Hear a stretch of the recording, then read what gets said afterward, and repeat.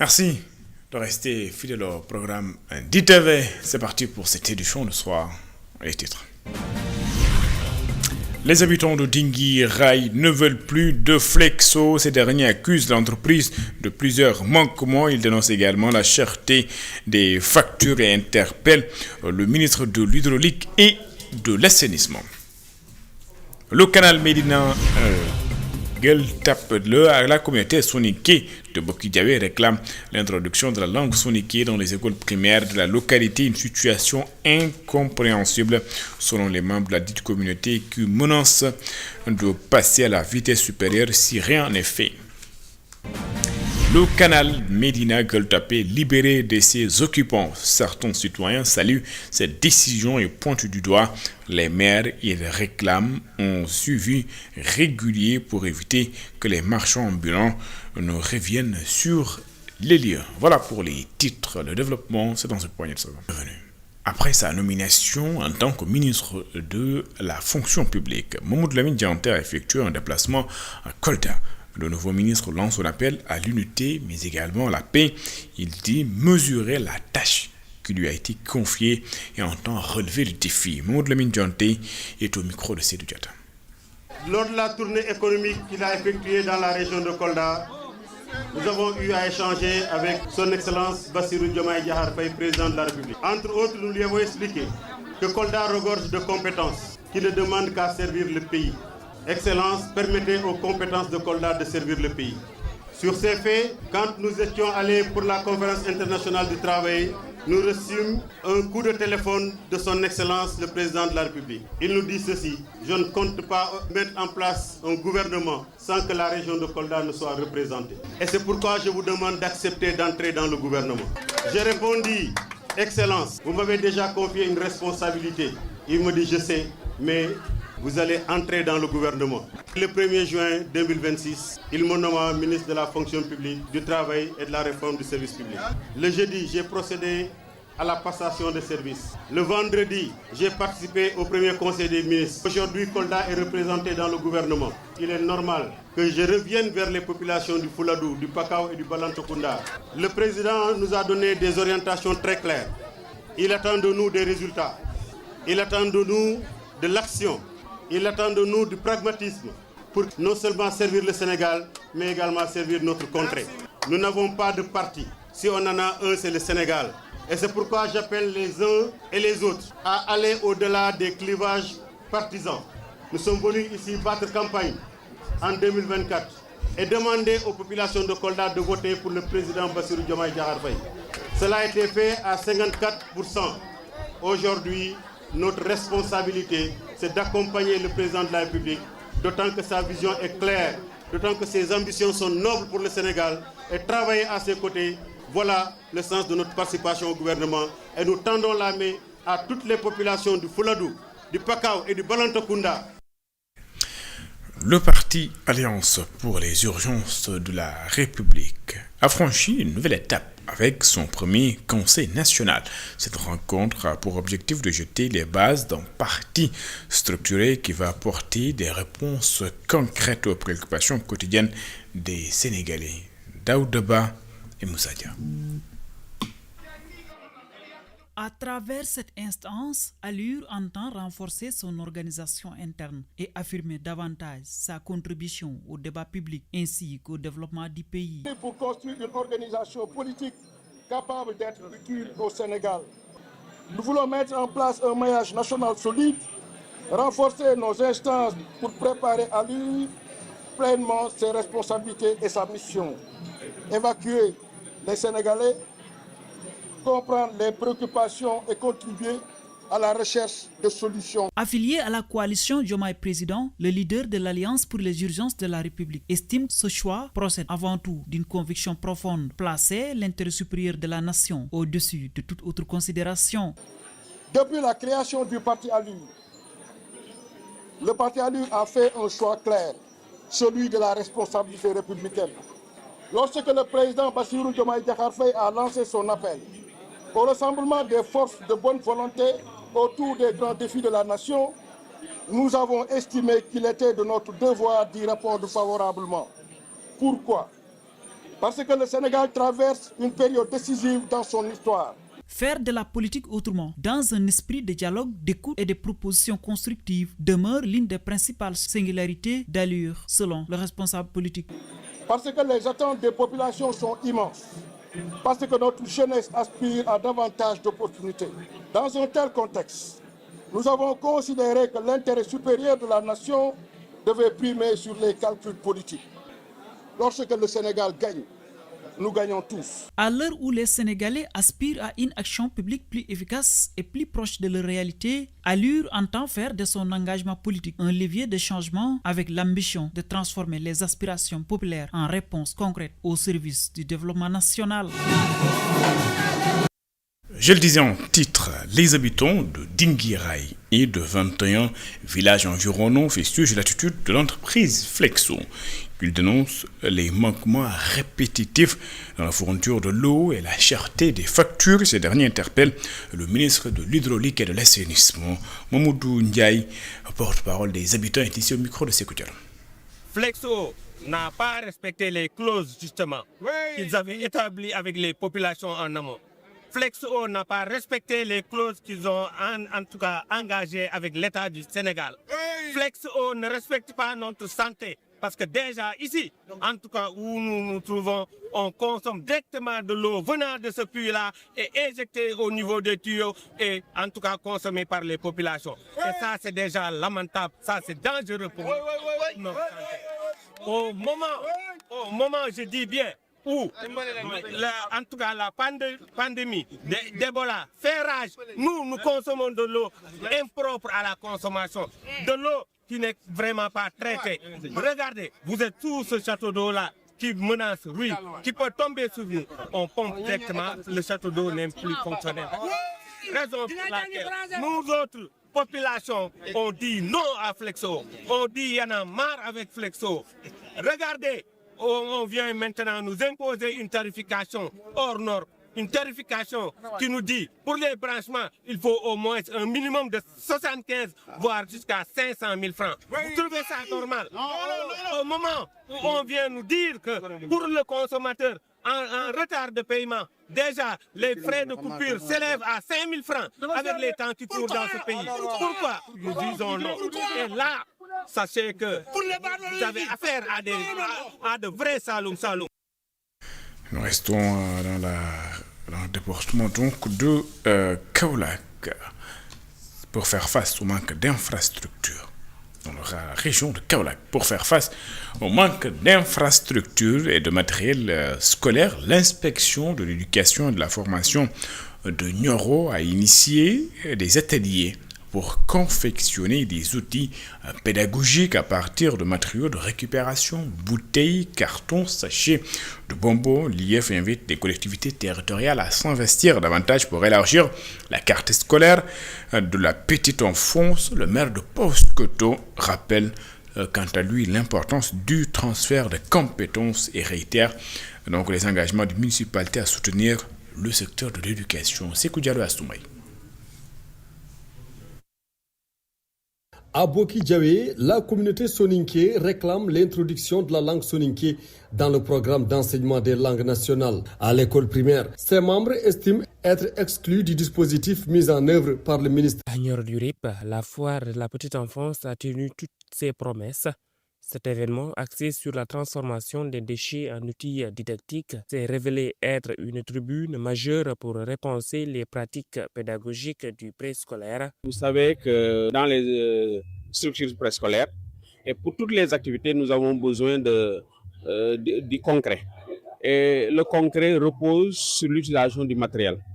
Et ce matériel, parfois, n'étant pas tout le temps évidemment disponible, et nous avons incité les éducateurs en partenariat, en collaboration avec les enfants, de confectionner ce matériel à partir d'objets récupérés. Au-delà de la satisfaction pédagogique, cette foire a également mis en lumière les réalités structurelles du département.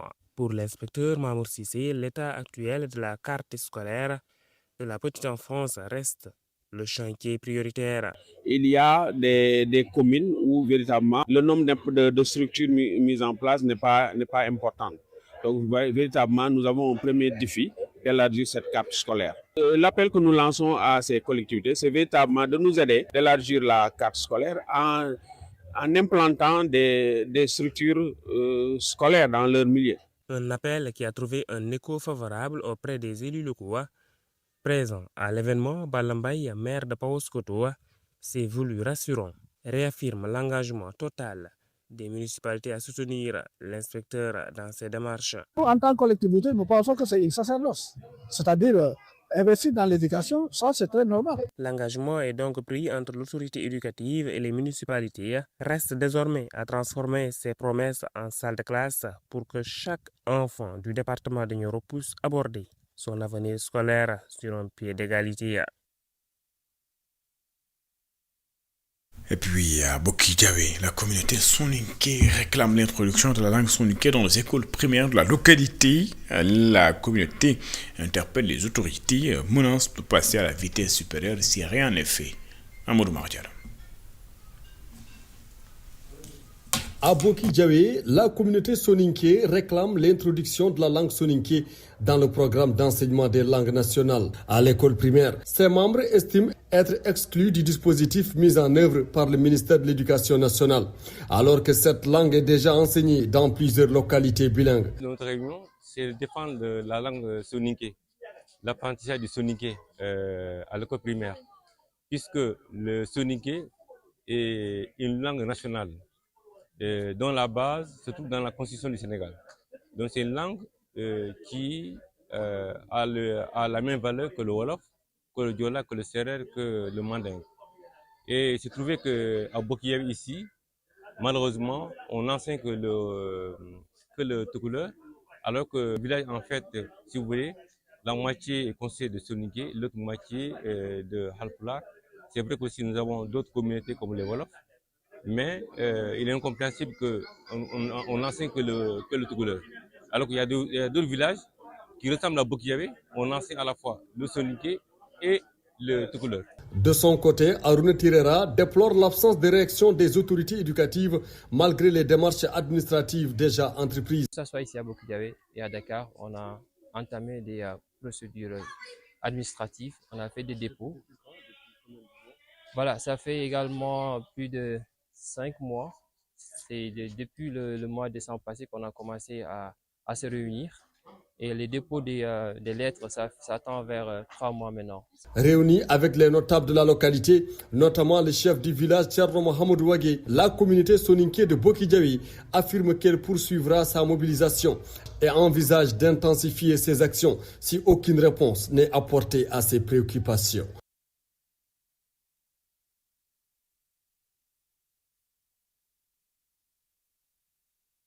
Amadou Mardiallo, retour à Dakar. Les commerçants installés tout le long du canal Médina-Gueule-Tapée ont été déguerpis sur place. Certains citoyens saluent cette mesure et pointent du doigt la responsabilité de la municipalité.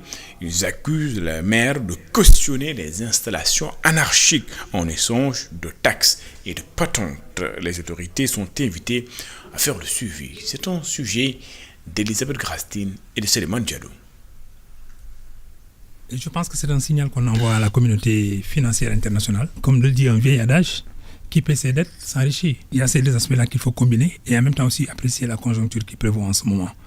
Il est bien évident que quand on associe tout cela au remaniement ministériel, peut-être même au changement de gouvernement intervenu récemment, on s'aperçoit de la volonté maintenant des autorités de se rapprocher un peu de ces institutions-là. Il vaut mieux peut-être être en entente avec ces institutions plutôt effectivement de prendre ses distances vis-à-vis d'elles. Surtout quand on sait qu'effectivement elles tiennent le cordon de la bourse. Donc le gouvernement a estimé devoir sans doute honorer ses engagements et c'est la deuxième fois consécutive. Je crois que ça recrédibilise un peu la place de Dakar, mais en même temps aussi ça ouvre des opportunités ou peut-être un horizon plus large des possibilités qui peuvent être offertes au Sénégal en apprenant effectivement le pays renoue avec le Fonds monétaire international qui du coup en dépêchant ici une délégation, c'est sans doute effectivement pour enclencher un nouveau cycle de négociation. Ils ont été assez souples et intelligents donc stratège, je veux dire toute l'équipe du ministère de l'économie et des finances. En vérité, ils sont très outillés du point de vue du capital ressources humaines. Ils sont assez outillés pour comprendre un peu les enjeux. Et je crois que le Premier ministre actuellement, Alamine Lo, issu effectivement du Serail, peut bien comprendre un peu la logique dans ce domaine-là pour quand même amorcer une approche qui soit un signal envoyé à Washington et qui permettrait donc au Fonds monétaire international, qui est quand même chef de file de beaucoup de prêteurs en dernier ressort, pour désamorcer un peu la tension et ensuite ouvrir une nouvelle perspective justement de rapprochement avec le Sénégal. Toutes nos excuses, vous venez plutôt de suivre Mamadou Ndiaye, journaliste économique, qui réagissait sur l'anticipation du paiement des échéances du Sénégal, 58 milliards de francs CFA qui ont donc été débloqués. Le journaliste économique disait donc que le Sénégal veut que les institutions financières internationales lui fassent confiance et lui montrer également que le pays est solvable, façon de crédibiliser le Sénégal. Je le disais tantôt, les commerçants installés tout le long du canal Médina-Gueule-Tapée ont été déguerpis sur place. Certains citoyens saluent cette mesure et pointent du doigt la responsabilité de la municipalité. Ils accusent les maires de cautionner les installations anarchiques en échange de taxes et de patentes. Les autorités sont invitées à faire le suivi. C'est un reportage signé Elisabeth Grastine et Salman Diallo. Il ne reste plus rien du canal de Gueule-Tapée, longtemps transformé en marché spontané. Une opération de déguerpissement est passée par là. Une décision qui réjouit plusieurs jeunes, comme ce jeune menuisier qui se félicite de l'opération. Avant, c'était devenu un marché. Pourtant, c'est une belle avenue. Les personnes âgées et les femmes enceintes pouvaient y circuler librement. Nous aussi, lorsque nous étions jeunes, nous en profitions. Nous avions perdu cet espace. Aujourd'hui, après le déguerpissement, il ne faut plus laisser les occupants revenir. Mais malheureusement, certains commencent déjà à y jeter des ordures.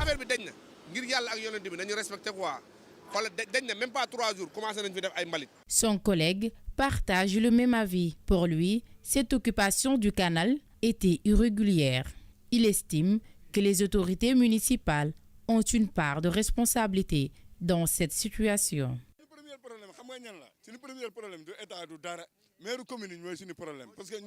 Notre véritable problème n'est pas l'État. Ce sont les maires qui créent des marchés un peu partout. Ensuite, ces préoccupations deviennent difficiles à contrôler.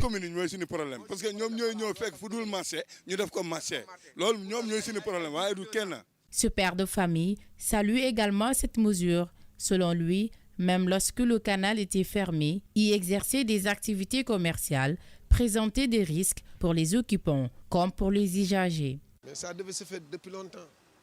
Ça, c'est du grand n'importe quoi, ce pays-là. Et il y en a un pagaille encore. Dans ce pays, les gens se laissent faire. Je suis désolé, mais nous, on habite là. Vous croyez que ça peut nous plaire, ça? C'est pas possible. Si certains se réjouissent de la libération du canal, d'autres pointent du doigt la responsabilité des maires, accusés d'avoir encouragé l'installation de marchés irréguliers dans le seul but d'accroître les recettes fiscales des communes. À l'approche de l'hivernage, le Conseil national de concertation et de coopération des ruraux place beaucoup d'espoir en la nouvelle équipe dirigeante du ministère de l'Agriculture. L'organisation paysanne appelle les autorités à prendre sans délai les dispositions nécessaires pour assurer la disponibilité des engrais et des semences afin de permettre aux producteurs de démarrer la campagne agricole dans de bonnes conditions. Sidiba est le secrétaire général du CNCR. Il est joint par Hassan Top. Il connaît les problèmes auxquels nous sommes confrontés.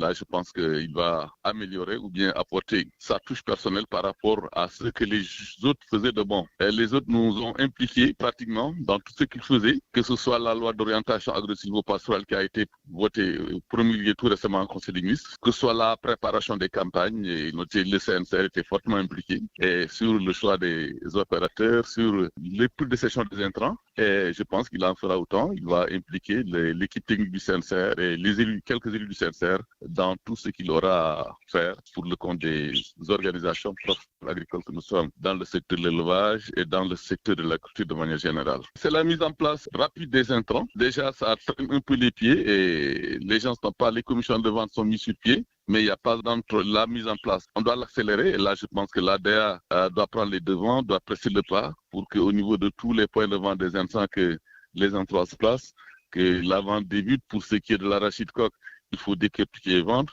Pour ce qui est des engrais aussi idem, il faut acheter, il faut trouver de l'argent pour les acheter. Et je pense que là, c'est la mise en place qu'il faut accélérer. Et d'autant plus qu'avec les prévisions qu'on a reçues de la NACIM, il se peut qu'il pleuve dans la deuxième décade du mois de juin pour les régions centres, que ce soit Kaffrine, Kaolack et Fatick. Et donc, la mise en place doit être très rapide et que tous les intrants qui sont destinés au niveau de ces régions-là soient mis en place au niveau des commissions de cession des intrants. À Thiès, le maire de la ville poursuit les phases 4 et 5 du programme d'éclairage public. Pour Babacar Diop, plus de 100 points lumineux sont concernés. Le programme sera élargi au quartier périphérique. Isidore Alexandre Sen et Samafan. Phase 4 et 5 du programme d'éclairage public, Djahao et Tchali à l'honneur, la ville de Thiès va installer 500 lampadaires. Et dans ces deux quartiers, simplement, nous avons mettre donc plus de 500 points lumineux. Et les quartiers de R100 vont suivre, de Somme, de Tarikao. Et la phase 5 aussi, d'autres quartiers comme Medina Fall où nous retournerons, et Cœur Issa, Cité Ouvrière, Carrière, Grand Thiès, et Darussalam 2 aussi. Et sont des quartiers aussi qui sont concernés. Babacar Diop et ses équipes confirment ainsi la politique de lutte contre l'insécurité dans les quartiers de la capitale du Rail. Vous voyez que c'est des quartiers populaires, certains même des quartiers périphériques qui sont confrontés à des problèmes d'insécurité, défaut d'éclairage. Dans la foulée, il a annoncé la poursuite d'installation des feux tricolores. J'ai voulu aussi lancer la phase 2 des feux tricolores. Vous avez vu l'année dernière ce que nous avons déjà réalisé au niveau des feux tricolores avec 5 carrefours où déjà les feux sont déjà fonctionnels, installés. En cette année 2026, nous avons prévu 10 nouveaux carrefours. Donc le premier carrefour, c'est avant le carrefour qui est au niveau du stade de Lat-Dior. La cérémonie de lancement des phases 4 et 5 de l'éclairage public a enregistré une présence massive des femmes. Ces dernières devront bénéficier sous peu de financement. 3000 d'entre elles sont ciblées dans les 3 communes d'arrondissement de Thiès.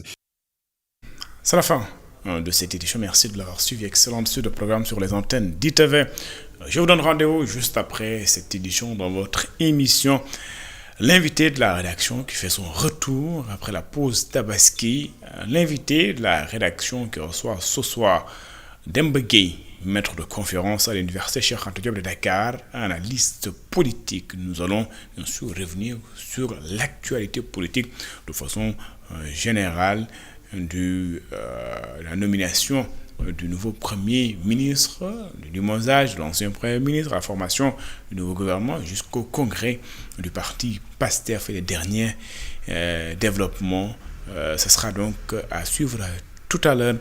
Demba Gueye, maître de conférence, analyste politique, est notre invité ce soir. À tout de suite.